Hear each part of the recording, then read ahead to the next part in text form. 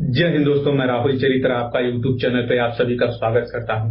आज हम बात करेंगे एक फेमस बुक की जिसका नाम है बेबीलोन का सबसे अमीर आदमी, जो जॉर्ज सैमुअल क्लासन के द्वारा लिखी गई एक प्रेरणादायक पुस्तक है जो हमें सिखाती है कि धन कमाना और उसे सुरक्षित बनाए रखना एक कला है।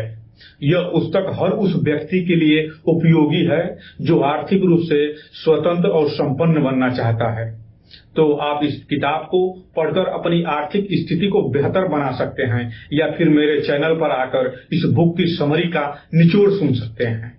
तो आइए दोस्तों, आपका कीमती समय न बर्बाद करते हुए हम लोग चलते हैं अपने बुक बेबीलोन का सबसे अमीर आदमी की स्टोरी की ओर, जिसमें 7 रूल बताए गए हैं पैसे बचाने और आर्थिक रूप से सफलता पाने का। तो कहानी की शुरुआत होती है बेबीलोन के सबसे अमीर आदमी अरकाद से। बेबीलोन में एक अरकाद नाम का एक व्यक्ति रहता था जिसे बेबीलोन का सबसे अमीर आदमी कहा जाता था। उसकी समृद्धि और सफलता के किस्से दूर दूर तक मशहूर थे। एक दिन उसके बचपन के दोस्त उसके पास आए और पूछे, अरकाद, तुमने इतनी समृद्धि कैसे हासिल की? हम भी तुम्हारे साथ पढ़े लिखे थे पर आज भी संघर्ष कर रहे हैं, हमें भी अमीर बनने का रास्ता बताओ। अरकाद ने मुस्कुराते हुए कहा, धन संचय का पहला और सबसे महत्वपूर्ण नियम है अपनी आय का एक हिस्सा अपने लिए बचाना। अरकाद के दोस्तों ने आश्चर्य से पूछा, लेकिन हम अपनी पूरी आय खर्च कर देते हैं, बचाने के लिए कुछ बचता ही नहीं है, यह कैसे संभव है? अरकाद ने मुस्कुराया, हर महीने जो आय तुम्हें मिलती है उसमें से कम 10% हिस्सा पहले खुद के लिए रखो, इसे बचाओ और इसे कभी खर्च मत करो। यह हिस्सा केवल तुम्हारा है। अगर तुम इसे अनुशासन के साथ बचाओगे तो यह धीरे धीरे एक बड़ी संपत्ति में बदल जाएगा। अरकाद ने एक छोटी कहानी सुनाई। एक किसान को हर महीने 10 सोने के सिक्के मिलते थे। वह उन सभी सिक्के को खाने, कपड़े और मनोरंजन पर खर्च कर देता था। लेकिन एक दिन उसने सोचा, अगर मैं हर महीने केवल 9 सिक्कों में गुजारा करूं और एक सिक्का बचाऊं तो क्या होगा? कई सालों तक किसान ने यह आदत जारी रखी। कुछ वर्षों बाद उसके पास इतना धन इकट्ठा हो गया कि वह अपनी जमीन को बड़ी संपत्ति में बदल सका। उसके पास अब और ज्यादा आय के साधन थे।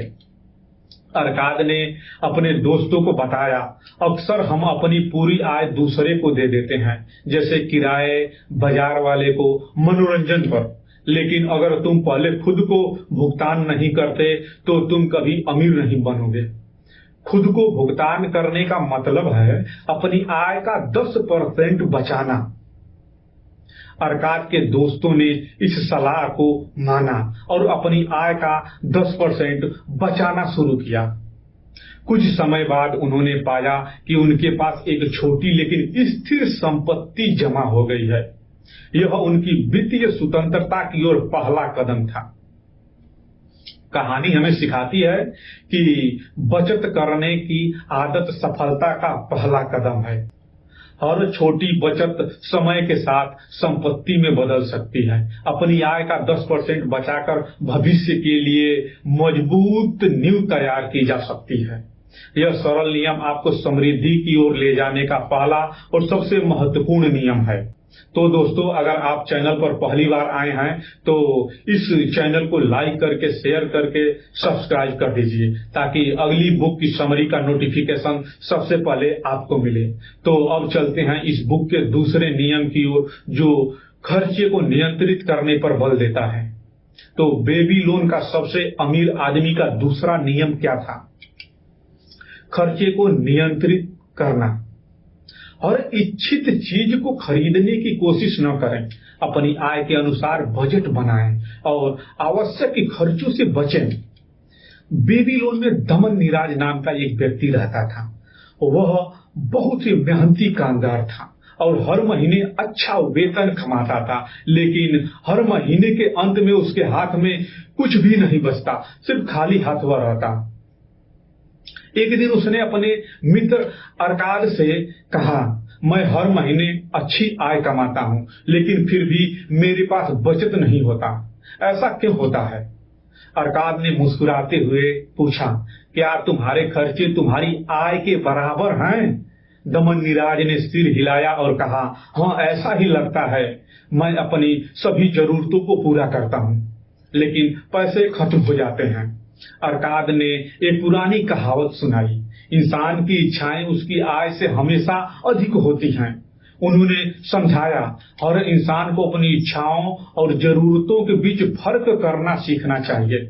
सभी इच्छाएं पूरा करना संभव नहीं है, लेकिन अगर तुम अपनी जरूरतों को प्राथमिकता दोगे और गैर जरूरी इच्छाओं का त्याग करोगे तो तुम्हारे पास बचत करने का मौका होगा। अरकाद ने दमन नीराज से कहा, तुम अपनी आय और बचत की एक सूची बनाओ। देखो कि कौन कौन से खर्च वास्तव में जरूरी है और कौन से केवल इच्छाओं को पूरा करने के लिए किए गए हैं। दमन नीराज ने ऐसा ही किया। उसने पाया कि उसका बहुत सारा धन अनावश्यक चीजों पर खर्च हो रहा था, जैसे महंगे कपड़े, स्वादिष्ट लेकिन महंगे भोजन, मोबाइल और मनोरंजन पर। अरकाद ने उसे सलाह दी, अपनी आय का उपयोग इस तरह करो कि सबसे पहले आवश्यक चीजें पूरी हो, इसके बाद बचत के लिए पैसा रखो और जो बचे उसे अपनी इच्छाओं के लिए उपयोग करो। लेकिन याद रहे, इच्छाओं का जाल कभी खत्म नहीं होता। दमन नीराज ने अपनी आय का एक हिस्सा बचत के लिए अलग रखना शुरू कर दिया। अपने खर्चे को नियंत्रित किया। उसने केवल उन चीजों पर पैसा खर्च करना शुरू किया जो वास्तव में जरूरी थी। धीरे धीरे उसने देखा कि उसके पास न केवल बचत बढ़ने लगी, बल्कि उसकी जीवन शैली भी अधिक संतुलित हो गई। इससे हमें सीख क्या मिलती है? अपनी इच्छाओं को नियंत्रित करना सीखें। सभी इच्छाओं को पूरा करना जरूरी नहीं है, केवल अपनी जरूरतों को प्राथमिकता दें। बजट बनाएं और उसका पालन करें। अपनी आय के अनुसार एक योजना बनाएं और अनावश्यक खर्चों से बचें। संतुलन बनाए रखें। खुशी और संतोष के लिए अपनी जरूरतों और बचत के बीच संतुलन बनाना बहुत ही जरूरी है।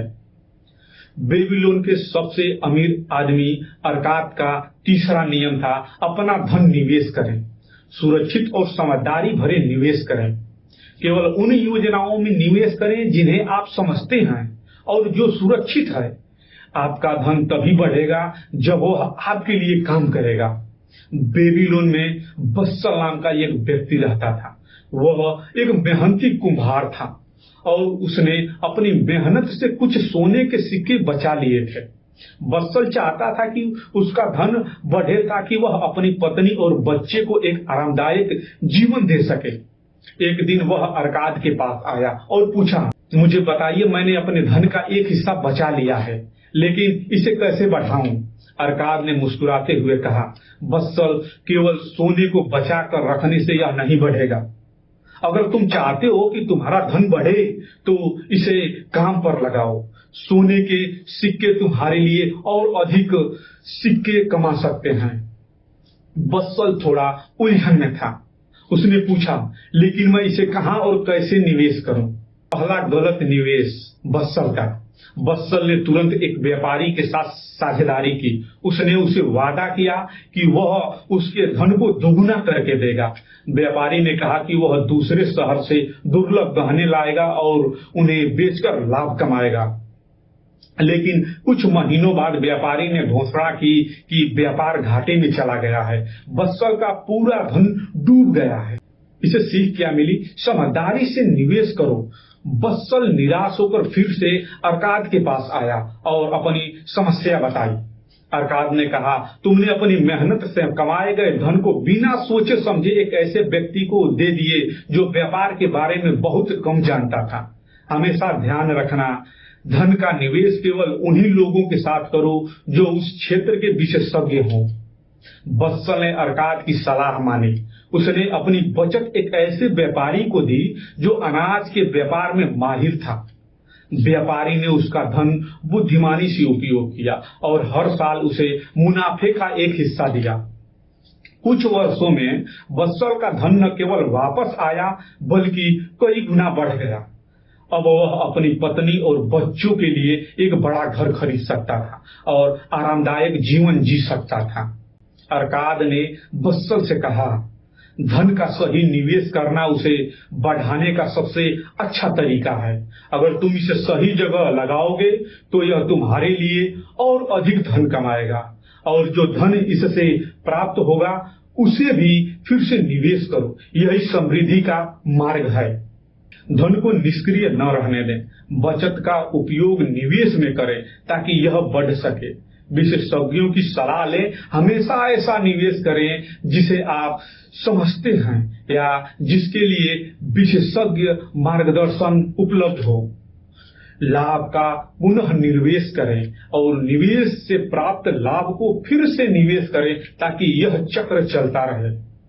तो दोस्तों, बेबीलोन का सबसे अमीर आदमी बुक का 3 रूल इस वीडियो में आपको बताया गया और इसके बाकी रूल को अगले पार्ट में बताया जाएगा।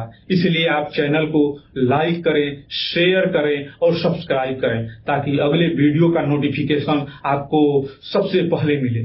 धन्यवाद दोस्तों।